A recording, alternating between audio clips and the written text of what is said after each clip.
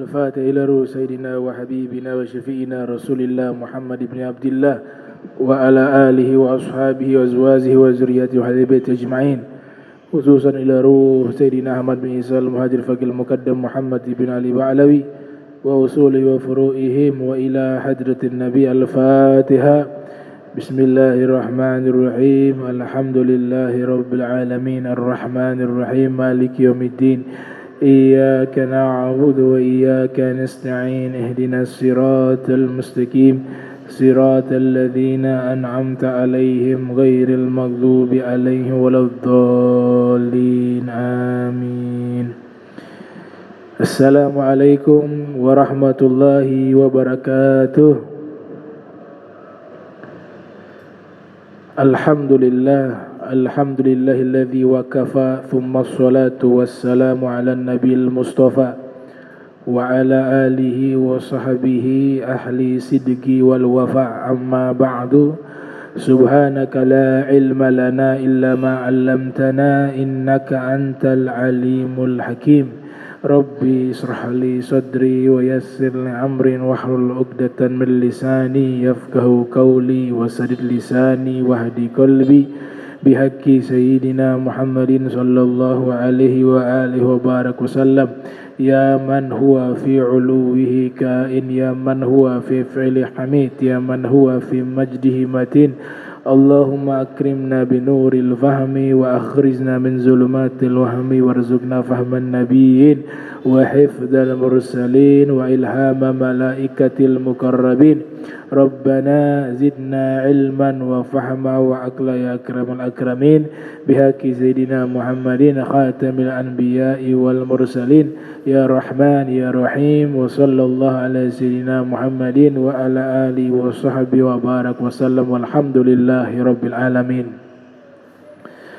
Alhamdulillah, puji syukur kehadirat Allah, salawat dan salam kita curahkan kepada junjungan mulia Nabi kita tercinta Sayyiduna wa Maulana Muhammad sallallahu alaihi wa alihi wa barak wasallam beserta seluruh sahabat, keluarga dan umatnya. Yang saya muliakan, saya hormati Imam Masjid Al-Muhajirin, wabil khusus kepada Ami Alwi, Albar, dan seluruh para imam di Masjid Al-Muhajirin yang dirahmati Allah Subhanahu wa ta'ala. Qala muallif rahimahumullah, bab al-akhzi bin nusul nabli idha marra fil masjidi.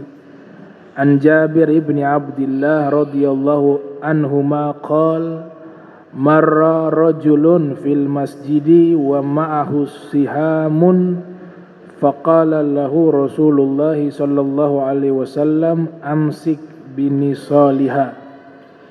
Babul mururi fil masjidi. An Abi Musa radhiyallahu anhu anin Nabi sallallahu alaihi wasallam annahu qala man marra fi syai'in min masajidina aw aswakina binablin falyakhuz ala nisaliha la ya'kir bikaffihi muslimah.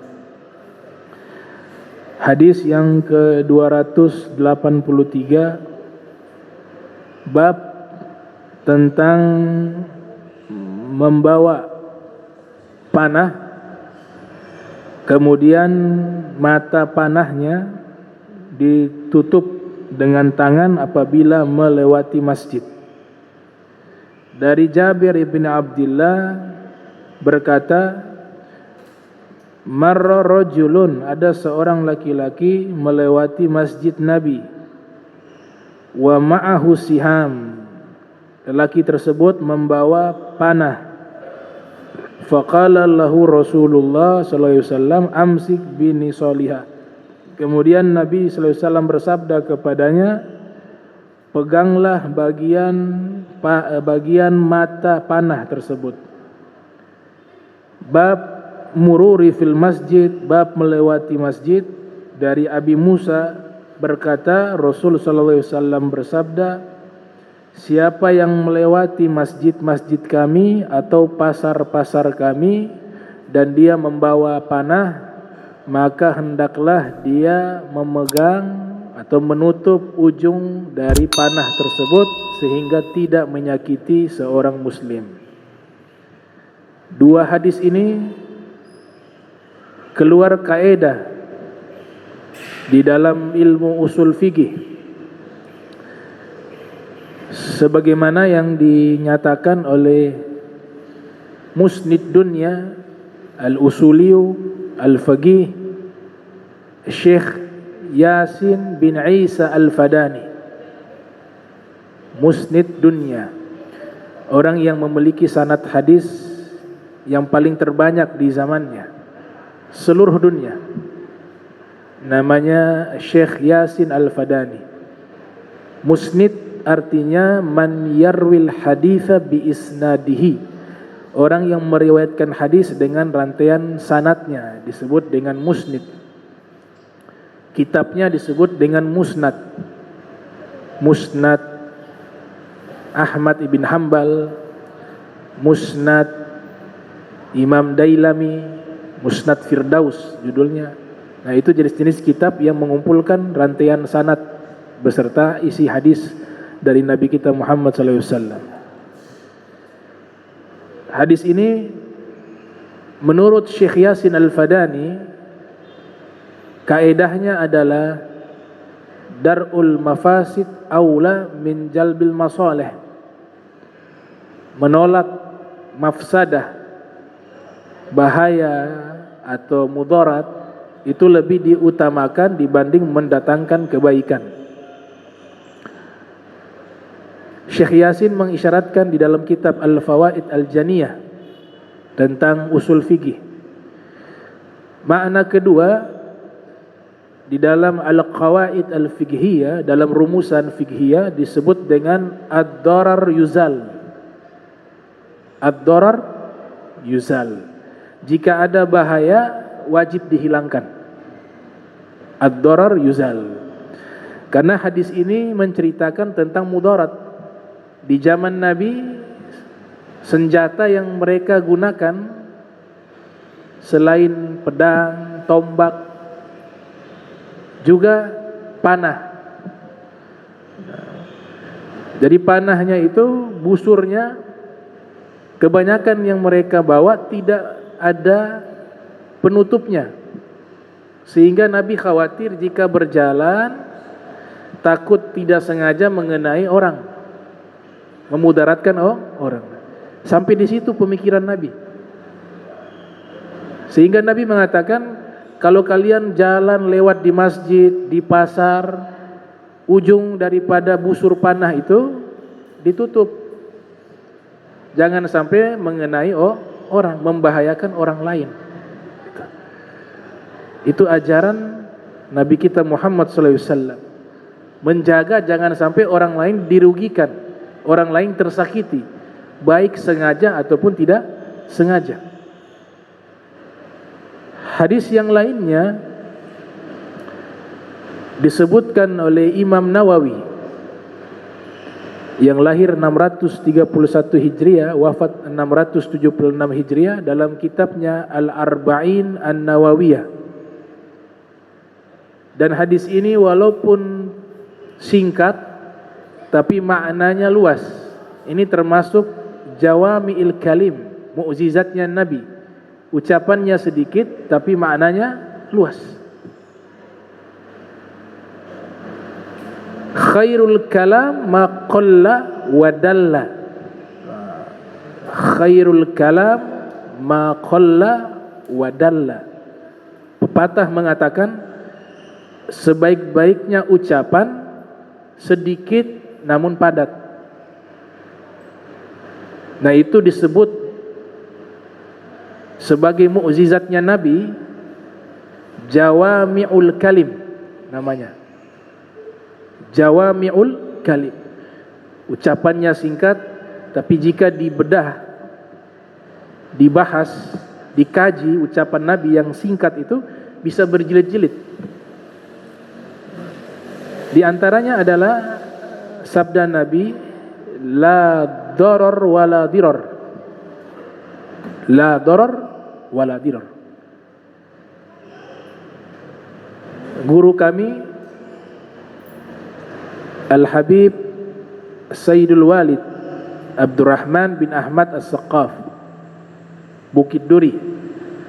Beliau belajar kepada Al-Habib Abdullah bin Muhsin Al-Attas, Kramat Empang Bogor.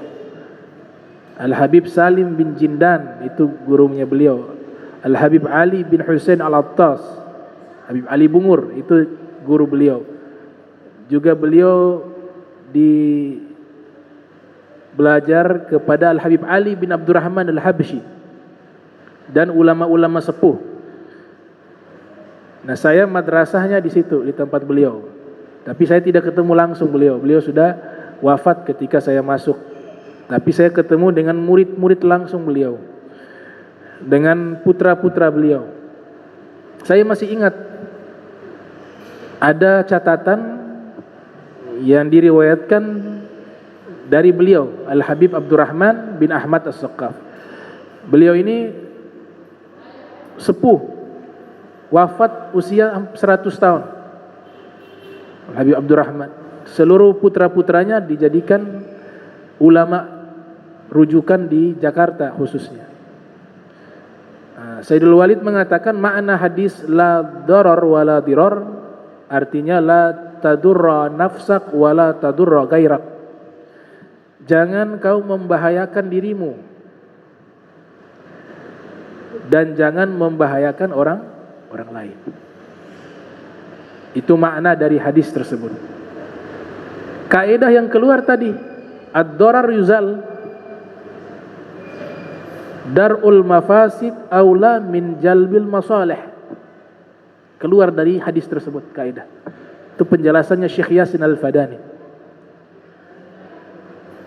Nah, disebutkan di dalam Al-Quran juga Allah nyatakan hal yang sama. Di surat Al-Baqarah, wala tulqu bi aidikum ila tahlukah. Jangan kalian lemparkan tangan-tangan kalian ke dalam kebinasaan. Allah sebutkan tangan-tangan kalian. Dalam ilmu balaghah namanya itlaqul juz'i wa iradatul kull, menyebutkan sebagian tapi maksudnya seluruhnya. Walaupun lafadznya tangan tapi maknanya diri. Sehingga kalau diterjemahkan, jangan kalian jerumuskan diri kalian di dalam kebinasaan, dalam kehancuran, di dalam bahaya. Itu Allah yang larang. Sinilah dilarang.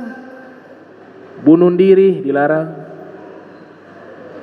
Kemudian mengkonsumsi sesuatu yang membahayakan bagi diri sendiri, bagi dirinya dan orang lain juga haram. Diambil dari ayat ini. Bahkan disebutkan ada sahabat namanya Abdullah bin Amr bin As. Abdullah bin Amr bin As.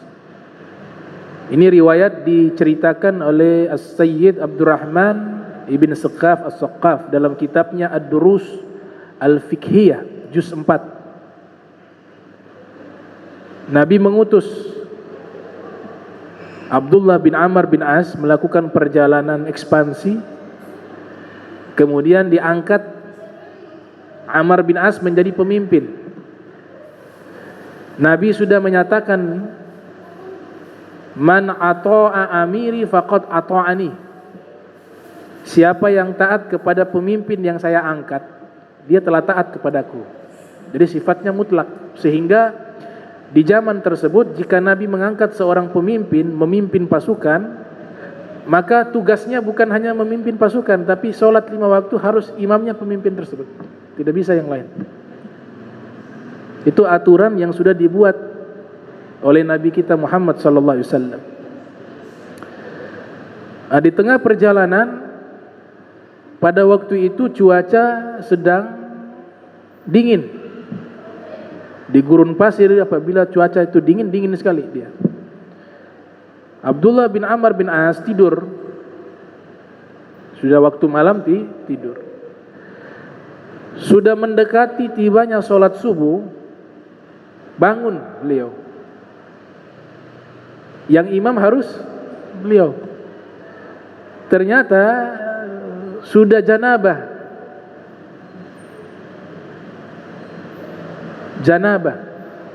Keluar mani.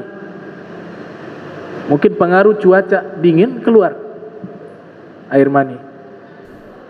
Sedangkan imam sholat harus beliau. Tiba waktu sholat subuh, beliau ingin mandi janabah, ada air. Cuma ketika dia lihat itu air dengan cuaca yang begitu dingin, air itu sudah menjadi seperti es, saking dinginnya. Bagaimana nih kalau digunakan bisa memudaratkan dirinya? Bisa memudaratkan dirinya. Paling tidak bisa mengganggu kesehatannya. Pada waktu itu belum ada ilmu yang beliau ketahui tentang tayamum. Belum mengetahui tentang tayamum. Karena para fuqaha menistinbat hukum, kalau seandainya cuaca sangat dingin, kemudian air kita tidak bisa gunakan karena begitu dingin dan tidak ada alat yang bisa memanaskan, menghangatkan air tersebut, maka dikasih solusi tayamum. Walaupun dalam keadaan janabah, harusnya mandi. Dia beristihad, kalau saya mandi sakit, sudah tayamum. Ya tayamum, sholat jadi imam. Ma'mum kebanyakan tidak tahu nih, imamnya sedang janabah. Dalam keadaan tayamum. Tayamum itu tidak menghilangkan hadas. Hadas kecil, hadas besar tidak bisa dihilangkan dengan tayamum. Makanya niat li istibahah. Apa arti li istibahah? Kalau kita niat tayamum ada lafaz li istibahah. Sementara, untuk membolehkan ibadah saja, sementara. Ada air, pakai air. Diqodok dengan rincian yang dibahas di bab tayamum. Ya. Sederhananya kalau tempat yang biasanya tidak ada air, kemudian kita tayamum di tempat yang biasa tidak ada air, sholat kita tidak perlu diulang lagi, walaupun kita mendapati air setelahnya. Tapi kalau di tempat yang biasanya ada air, di tempat tinggal kita, tiba-tiba airnya mati, waktu sholat sudah tiba, maka kita sholat bertayamum, kemudian kita sholat, tapi setelah airnya sudah ada lagi, sholat yang tadi diganti qada. Nah ini jadi imam, selesai sholat mungkin cerita kepada salah satu kawannya, tadi saya jadi imam masih dalam keadaan janabah, saya tayamum. Sahabat ini akhirnya melapor kepada Nabi setelah mereka kembali ke Madinah. Ya Rasulullah, pada waktu itu Ammar bin As jadi imam sholat subuh dalam keadaan janabah dan belum mandi. Nabi panggil dia, dipanggil menghadap Rasul. Kemudian Nabi bertanya, apakah benar engkau dalam keadaan janabah menjadi imam sholat subuh? Ammar bin As mengatakan, benar ya Rasulullah. Kemudian Ammar bin As mengutip firman Allah, saya lakukan itu karena saya takut membahayakan diri saya jika saya mandi, airnya dingin. Ya kutip firman surat An-Nisa, wala taqtulu anfusakum innallaha kana bikum rahima. Allah Ta'ala berfirman, jangan kalian membunuh diri kalian, sesungguhnya Allah penyayang kepada kalian. Maka Nabi pun tersenyum, namun tidak memberikan komentar. Di dalam ilmu hadis namanya takrir. Tidak ada komentar dari Nabi. Dengan isyarat Nabi mendiamkan, apalagi ada isyarat tersenyum, itu disebut dengan at-takrir, ketetapan. Berarti hal itu tidak salah. Sinilah para fuqaha mengambil istinbat hukum di antaranya. Kalau kita dalam situasi yang sama, boleh kita lakukan hal itu. Ayat menegaskan di surat An-Nisa juga Allah Ta'ala berfirman, wa in kuntum marda aw ala safarin aw jaa ahadum minkum minal ghaiti aw lamastumun nisa falam tajidu ma fatayammamu su'idan thayyiba. Jika kalian sakit, ayat firman turun, jika kalian sakit atau sedang safar, perjalanan jauh, minimal perjalanan sudah dibolehkan mengqashar salat, atau kalian habis buang air, atau kalian selesai menyentuh istri. Kata sentuh di sini mazhab Maliki mengatakan jima, berhubungan biologis. Mazhab Syafi'i mengartikan bersentuhan suami istri. Makanya mazhab Syafi'i batal suami istri. Ketika ada wudu, suami bersentuhan dengan istri tanpa hail, tanpa penghalang kulit dengan kulit, batal. Mazhab Maliki tidak batal karena penafsiran lamastum nisa itu beda. Kalau Syafi'i mengambil dilalah, dalilnya bersifat teks, karena makna zahir didahulukan terlebih dahulu baru kiasan. Kalau Maliki mengambil itu sebagai kiasan, sentuh, artinya berhubungan suami istri. Jika kalian tidak mendapati air, maka bertayamumlah, kata Allah Subhanahu, dengan debu yang suci, dengan debu yang baik. Nah, ini kaedah harus kita renungkan. Jika ada segala sesuatu yang memudaratkan diri kita, itu hukumnya adalah hukum yang dilarang oleh Allah. Memudaratkan diri kita, apalagi sampai memudaratkan orang lain. La darar wala dirar. La darar wala dirar. Kemudian di dalam hadis yang diriwayatkan oleh Imam Bukhari, kita diperintahkan menghilangkan mudarat walaupun segala sesuatu yang mengganggu di jalan. Misalnya di jalan ada batu-batuan. Ini luar biasa, Nabi menjelaskan orang yang ketika dia berjalan, kemudian di jalanan dia lihat ada batu atau hal-hal yang bisa memunculkan mudarat, kemudian dia secara spontan dia hilangkan itu, Nabi menghubungkan ini dengan keimanan. Luar biasa. Nabi katakan dalam hadis, al-iman bid'un wa sab'un aw bid'un wa sittun syu'bah fa afdaluha qawlu la ilaha illallah wa adnaha imatatul adza anit tariq wal haya'u syu'batun minal iman. Iman itu ada banyak cabangnya, kata Rasul. Lebih dari 70 cabang atau 60 cabang. Kata atau di sini bukan Nabi ragu. Atau kan menggambarkan ragu.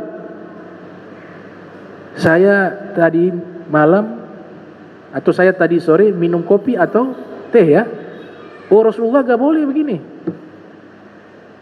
Bahaya kalau ada ragu-ragu nih wahyu, kita punya keyakinan akan terganggu dengan wahyu. Jadi ini yang dimaksudkan atau di sini bukan nabinya, bukan Rasulullah yang ragu, bukan, yang meriwayatkan. Karena ada kalanya diterjemahkan ini berbahaya.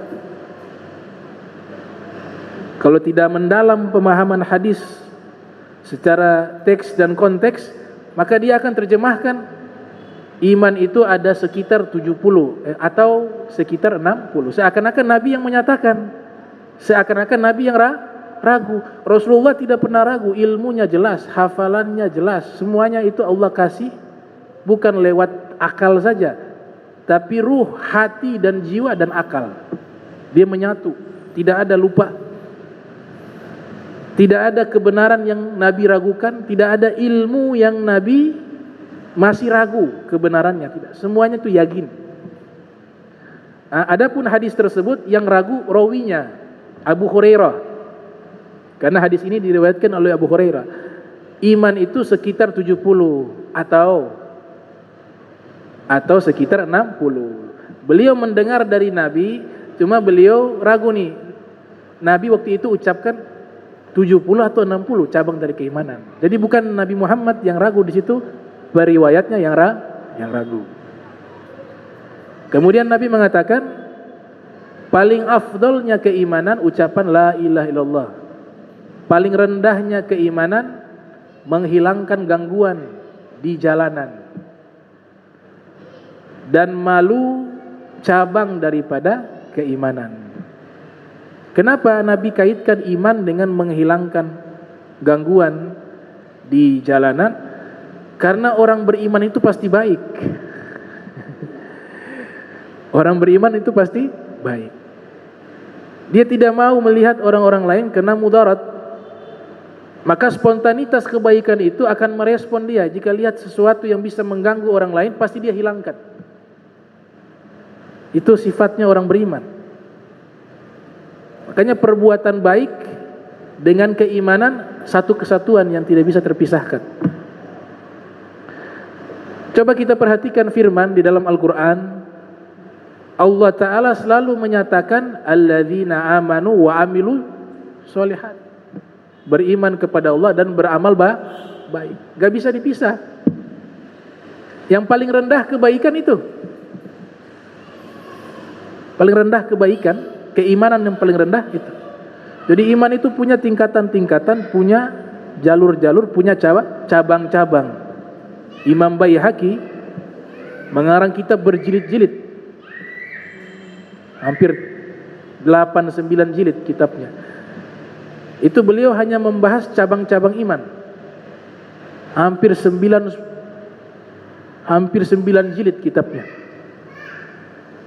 Imam Al-Baihaqi, lahir tahun 384, wafat 456 Hijriah. Nama kitabnya juga Syu'abul Iman, artinya cabang-cabang iman. Nama kitabnya Syu'abul Iman.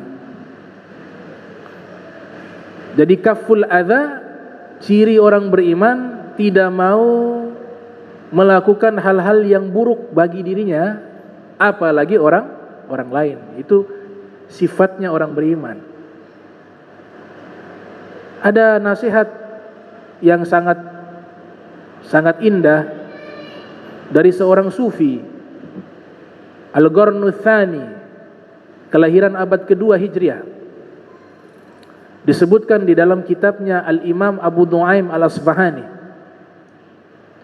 berjudul Hilyatul Awliya wa Tabaqatul Asfiya. Namanya Al-Imam As-Sufi Yahya bin Mu'az Ar-Razi. Yahya bin Mu'az Ar-Razi. Beliau punya julukan disebutkan oleh Al-Imam Ibnu Zawzi Al-Bughdadi yang lahir pada tahun 510 Hijriah, wafat 597 Hijriah. Dalam kitabnya Sifatus Sofwah, julukannya ada Simatul Qulub, cambuk hati. Jadi kalau memberikan nasihat, itu orang yang mendengar seakan-akan merasakan hatinya dicambuk. Bahkan ada yang meninggal kalau diberikan nasihat tuh. Nasihat saking dalamnya sampai ada yang meninggal dunia. Sufi kabir, namanya Yahya bin Mu'az Ar-Razi. Beliau mengatakan, idza la tastati' an tanfa'al mu'minin aw muslimin fala tadurrahum. Kalau engkau tidak bisa memberikan manfaat kepada orang-orang muslim atau tidak bisa memberikan manfaat kepada manusia, maka jangan ganggu mereka. Itu sudah. Gak bisa buat kebaikan kepada orang, tidak mampu melakukan kebaikan kepada orang, jangan ganggu dah. Jangan ganggu mereka. Khairun nas anfa'ahum linnas.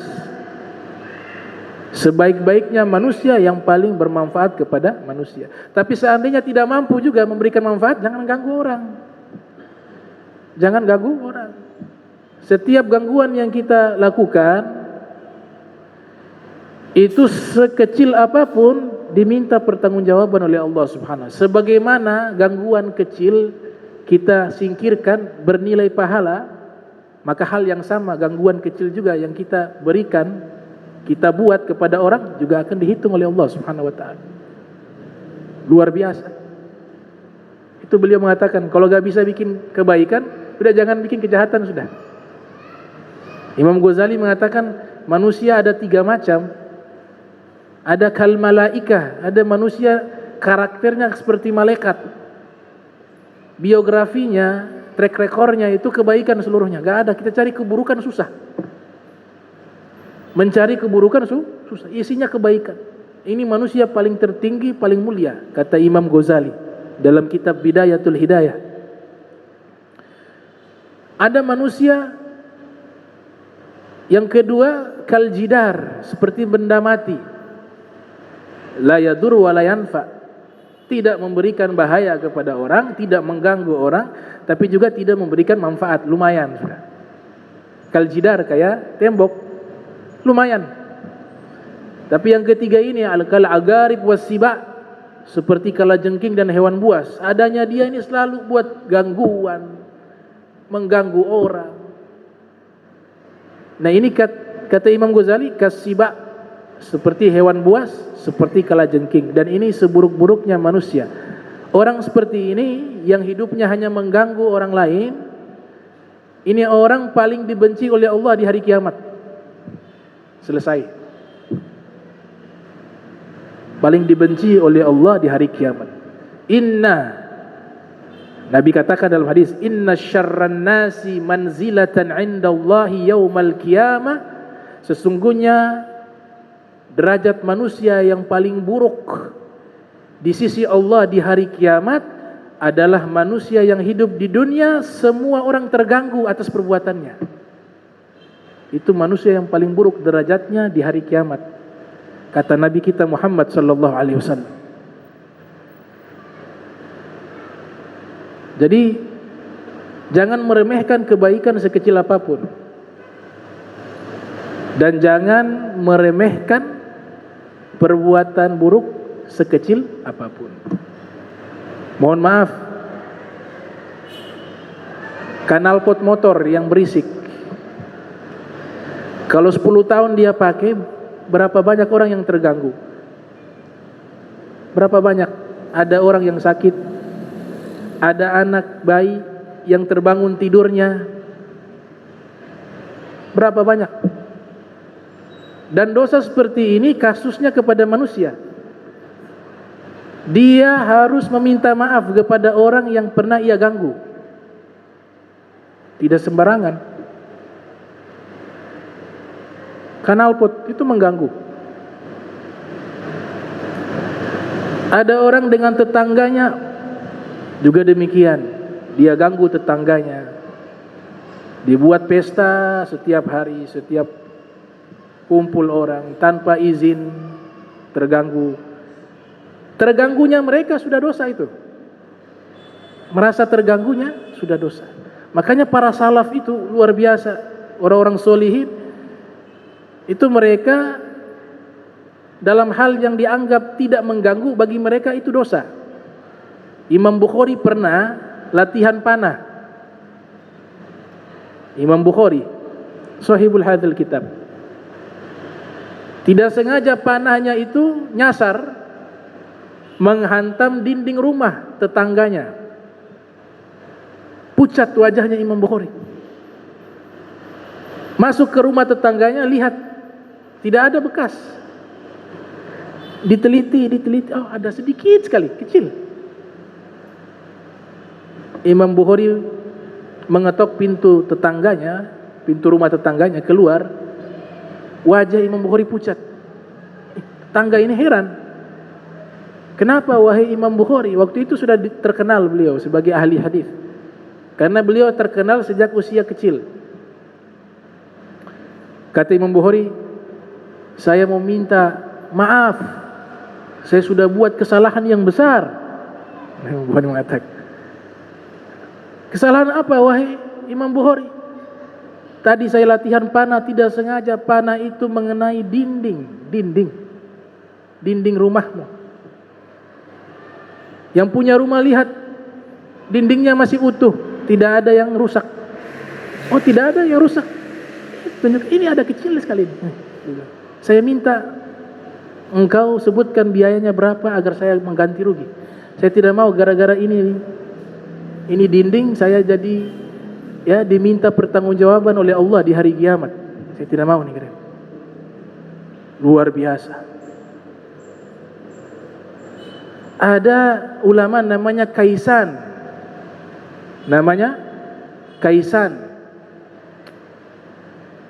Wah, orang-orang soleh, pantas di surga, memang pantas. Jadi kalau mau di surga ya ikut sifat-sifat begini. Kaisan ini diceritakan oleh Abu Nuaim dalam kitab Hilyah. Diundang makan di rumah salah satu kerabatnya atau sahabatnya. Makan. Mereka makan duduk di hamparan tanah kan, di zaman itu.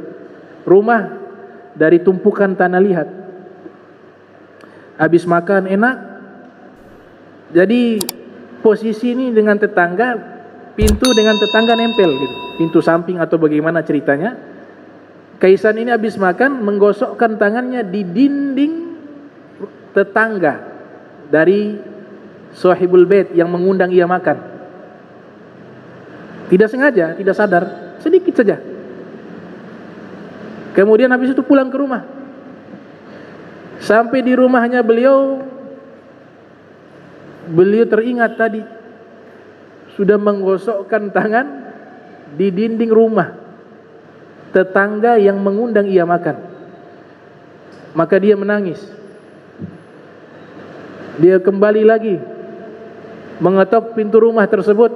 Keluar itu orang, air mata mengalir. Dia mengatakan, saya minta maaf, saya sudah buat kezoliman. Masya Allah, kezoliman. Apa kezoliman yang kau lakukan? Tadi habis makan itu dinding rumahmu saya usap dengan tangan. Padahal dindingnya bukan kayak kita, ini ada cat, enggak. Tanah juga. Saya minta ridho, dimaafkan. Begitu karakter-karakter mereka. Itu. Begitu. Ada gurunya Imam Junaid Al-Baghdadi. Ini kisah diceritakan oleh Dr. Usama Az-Zahari. Namanya Al-Imam As-Sari As-Saqati. Al-Imam As-Sari As-Saqati, sufi kabir, wali min awliyaillah. Punya toko di pasar. Pedagang kain, kumash. Pada satu masa atau pada satu hari kebakaran pasar. Seluruh pasar yang toko-tokonya ada di situ semuanya terbakar. Punya beliau tidak terbakar.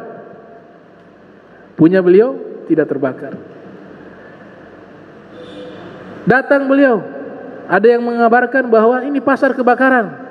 Imam Sari datang ke pasar mau lihat keadaan tokonya. Ternyata ketika dia ke pasar, alhamdulillah tokonya tidak terbakar, tapi yang lain terbakar. Jadi sudah selesai ini kebakaran. Orang-orang yang tokonya kena kebakaran itu, mereka sedang menangis di depan tokonya yang sudah terbakar hancur. Menangis semua. Karena tempat usaha mereka kan. Nah, Imam Sari punya toko satu-satunya yang tidak terbakar. Dia melihat ke kanan ke kiri, tetangganya, sahabatnya yang punya toko itu seluruhnya terbakar. Mereka dalam keadaan menangis bersedih. Imam Sari melihat tokonya tidak terbakar. Dia mengucapkan alhamdulillah. Maksudnya alhamdulillah itu tokonya tidak terbakar. Ternyata ketika dia ucapkan kalimat alhamdulillah, setelah itu dia memandang ke kanan ke kiri, melihat orang-orang yang tertimpa musibah sedang menangis, sedang berduka. Lantas dia menangis dan mengatakan astagfirullah ala kalimah alhamdulillah. Saya bertobat karena mengucapkan kalimat alhamdulillah. Kenapa?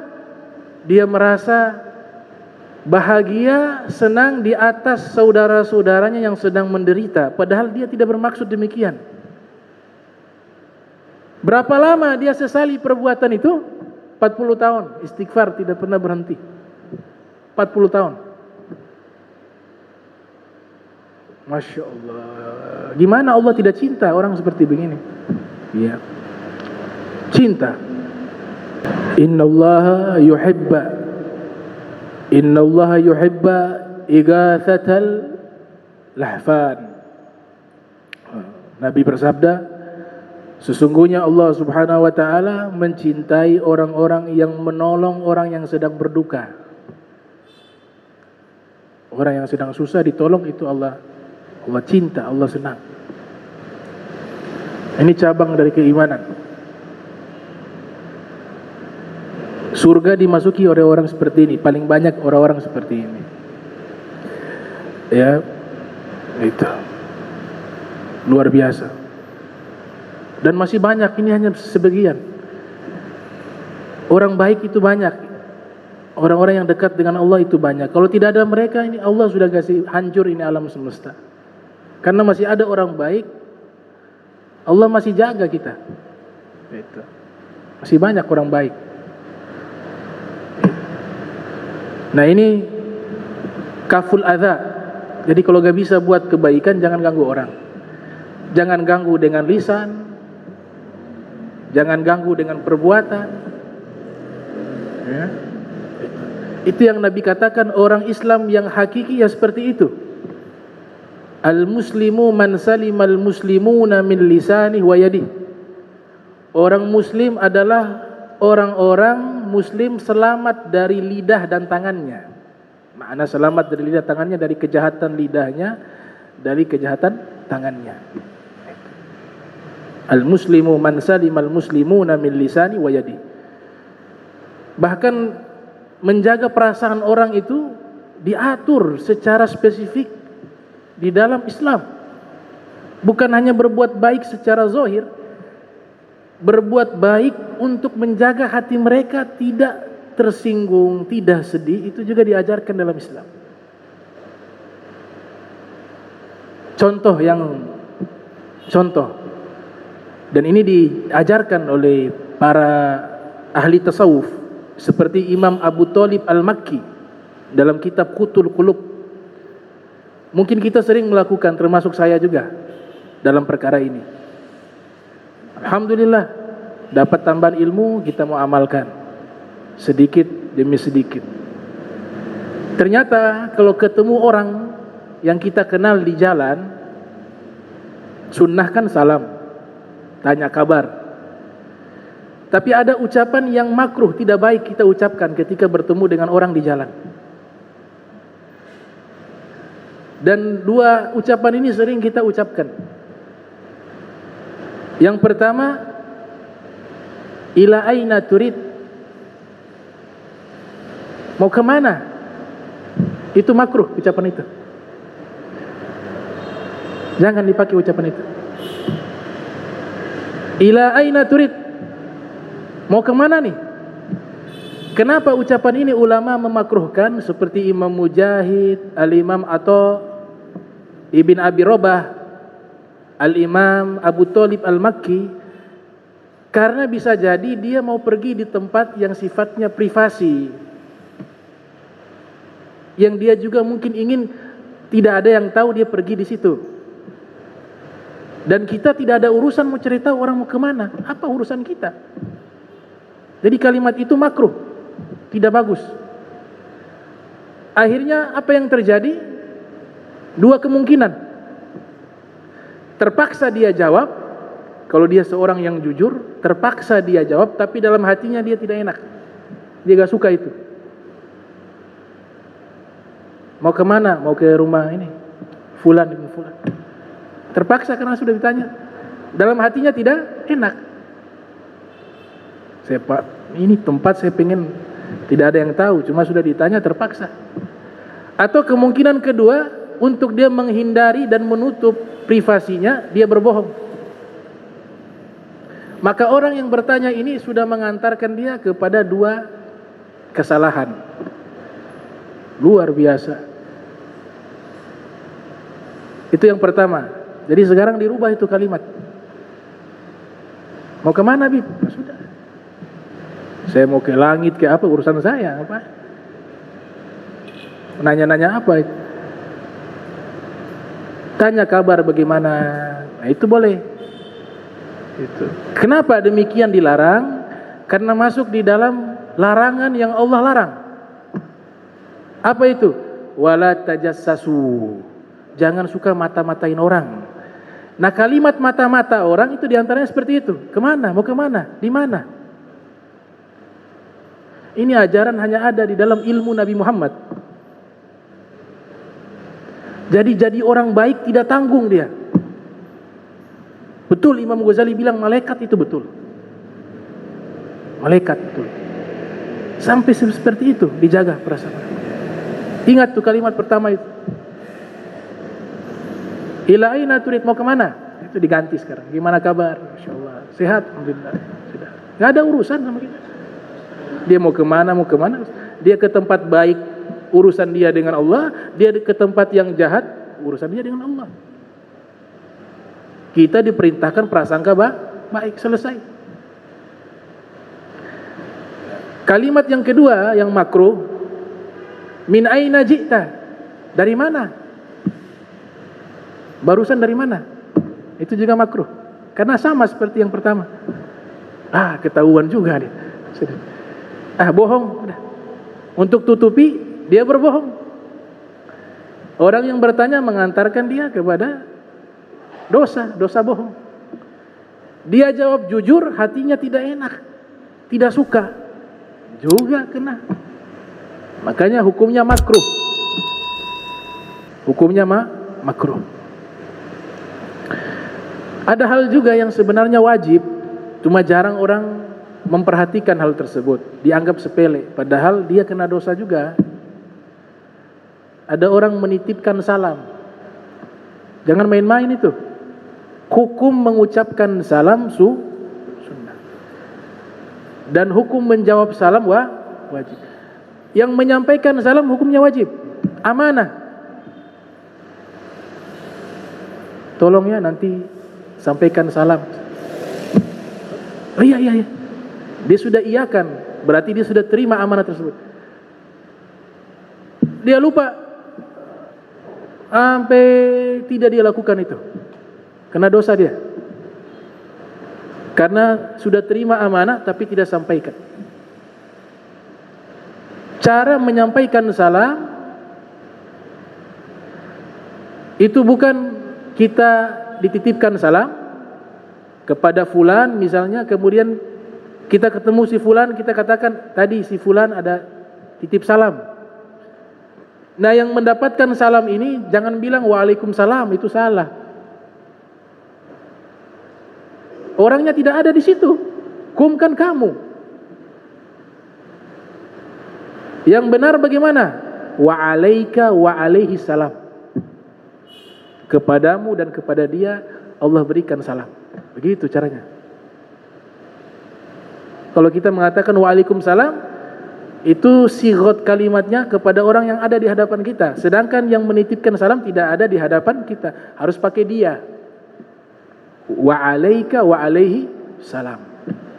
Nah, ini masalah-masalah yang sangat penting walaupun kelihatan sederhana. Kemudian cabang daripada keimanan yang Nabi sebutkan tadi dalam hadis, al-haya, punya sifat malu. Al-haya syu'batun minnal iman, kata Nabi. Malu itu cabang dari keimanan. Ada seorang sahabat, ini pernah kejadian, terlambat sholat Jumat di zaman Nabi. Cuma namanya tidak disebut. Ada tapi saya tidak berani sebut, karena itu satu aib sebenarnya. Tapi ulama-ulama yang mengkisahkan ada dalam kitab-kitab. Di antaranya kitab Al-Akhlaqul lil Banin, karya Syekh Baroja, Syekh Umar Baroja. Jadi waktu itu ini sahabat mungkin lagi ketiduran, bangun ternyata sudah mau selesai sholat Jumat. Lari beliau, cepat-cepat mandi, wudu, lari menuju ke masjid. Ketika sampai di masjid Nabi, ternyata sudah bubar orang. Hanya beliau sembunyi. Banyak ya pernah alami begitu ya. Pengalaman pribadi banyak. Dia sembunyi. Kemudian orang-orang sudah jalan, dia langsung keliling, seakan-akan selesai dari sholat juga jalan. Dia mengatakan begini dalam perjalanannya, la imana liman la haya'a lahu. Tidak sempurna keimanan orang yang tidak punya sifat malu. Jadi dia tutupi itu untuk menutupi rasa malunya. Itu perbuatan baik. Alhamdulillah punya sifat itu. Yang celaka tidak sholat Jumat, tapi bangga menampilkan diri di hadapan orang-orang yang pulang sholat Jumat. Nah, itu celaka. Lihat mereka, tidak sengaja disembunyikan diri. Dan ini hadis Nabi. Hadis Nabi. La imana liman la haya'a lahu. Tidak sempurna keimanan orang yang tidak punya sifat malu. Nabi jelaskan definisi malu berbeda dengan definisi yang kita fahami. Kata Nabi, istahyullaha haqqal haya. Nabi katakan di hadapan para sahabat, malulah kalian kepada Allah dengan sebenar-benarnya malu. Para sahabat mengatakan, ya Rasulullah, kami punya sifat malu itu. Kata Nabi, bukan yang saya maksud sifat malu seperti itu yang kita pahami, bukan. Tapi hakikat malu adalah dia malu kepada Allah dengan pemikiran-pemikiran yang kotor di kepalanya. Dia malu kepada Allah jika di dalam perutnya dipenuhi oleh hal-hal yang haram. Dia malu kepada Allah jika kemaluannya ia tempatkan di tempat-tempat yang Allah murkai. Dia malu kepada Allah ketika dia bermaksiat di saat sendiri-sendiri, sembunyi, tapi ketika di saat banyak orang dia menunjukkan dirinya taat kepada Allah Subhanahu wa taala. Itu malu yang sesungguhnya seperti itu. Kata Nabi Muhammad sallallahu alaihi wasallam. Ada satu kitab judulnya Anisul Mu'minin min Qasasil Solihin, karya Al-Imam Syekh Safu Sa'dullah Al-Mukhtar. Sayyidina Umar bin Khattab diriwayatkan orang yang sangat menjaga solat 5 waktu secara berjamaah. Sayyidina Umar bin Khattab. Ini amalan istimewa. Cuma pada waktu itu beliau punya kebun korma. Nah, beliau di kebun bercocok tanam sampai akhirnya kelewatan sholat asar. Beliau teringat sudah masuk sholat asar, pergi ke masjid, ternyata sudah selesai, sudah pada kembali pulang. Maka pada waktu itu Sayyidina Umar menyesal dan dia menyalahkan kebunnya. Ini gara-gara kebun ini bikin saya sholatnya terlambat, sholat jamaah. Akhirnya dia sedekahkan dan wakafkan seluruh kebunnya di jalan Allah Subhanahu wa taala untuk mengganti kafarat meninggalkan sholat asar secara berjamaah. Mengganti dengan mewakafkan itu. Nah, ini sifat-sifat yang sangat mulia. Namanya al-wara', dalam bahasa agama Islam namanya al-wara'. Al-wara' itu takut melakukan kesalahan di hadapan Allah. Al-wara'. Tapi al-wara' ini jangan terlalu berlebihan. Masuknya di putus asa. Kayaknya dosa terlalu banyak saya, Allah tidak akan ampuni. Oh, ini tertipu dia. Ini setan sudah eksploitasi dia. Memanipulasi, tala'ub. Menipu dia, akhirnya aisun min rahmatillah. Dia putus asa dengan rahmatnya Allah. Dosa sebesar apapun selama dia bertobat, Allah ampuni. Wala tai'asu min rahmatillah. Allah nyatakan dalam Al-Quran, jangan kalian berputus asa dari rahmatnya Allah subhanahu wa ta'ala. Ada ulama menceritakan kepada kami kisah nyata santri. Jadi santri ini ahli kitab, jago baca kitab gundul, qiraatul kutub, tapi tidak pernah studi ke Arab, ke luar negeri, tidak pernah. Tapi bisa baca kitab. Akhirnya diajak umroh. Setiap nama toko beliau i'rabkan. I'rab itu analisa kata dalam ilmu nahwu. Oh, ini diletaknya subjek ini fa'il, oh ini maf'ul bih, oh ini fil madi. Oh ini begini sifatnya begini gitu. Lewat di satu toko, dia terheran-heran, ada satu toko namanya tulisannya itu A ya sa ka kaf ro ya mim. Ada toko namanya seperti ini di Arab Saudi. Itu artinya dia bacakan Aisun Karim, putus asa dari rahmatnya Allah yang maha mulia. Toko ini kurang ajar namanya. Aisun Karim, putus asa dari rahmatnya Allah subhanahu wa ta'ala yang maha mulia. Tanya kepada supir taksi, kebetulan orang Arab. Ya Sa'ik, ya Sa'ik, logha Arabia. Ya Sa'ik itu wahai sopir. Itu kok namanya putus asa dari rahmatnya Allah? Nama toko itu. Kata Sa'ik apa? Bukan lah. Itu es krim. Toko es krim, tulisannya es krim.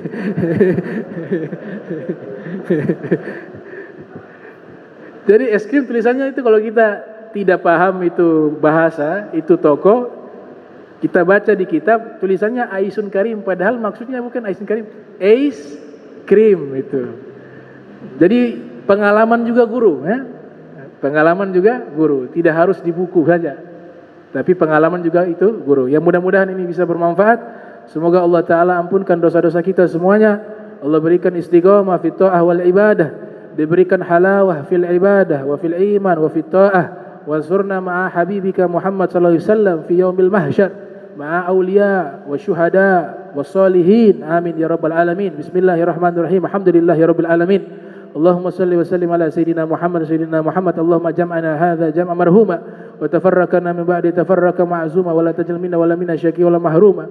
Allahumma nafih qulubana an ta'alluqi biman dunak waj'alna min qaumin tuhibbuhum wa yuhibbunak. Subhanaka bihamdika asyhadu an la ilaha illa anta astaghfiruka wa atubu ilaik. Wassalamualaikum Muhammadin wa ala alihi wa sahbihi wa barik wasallam. Walafu minkum. Wassalamualaikum warahmatullahi wabarakatuh.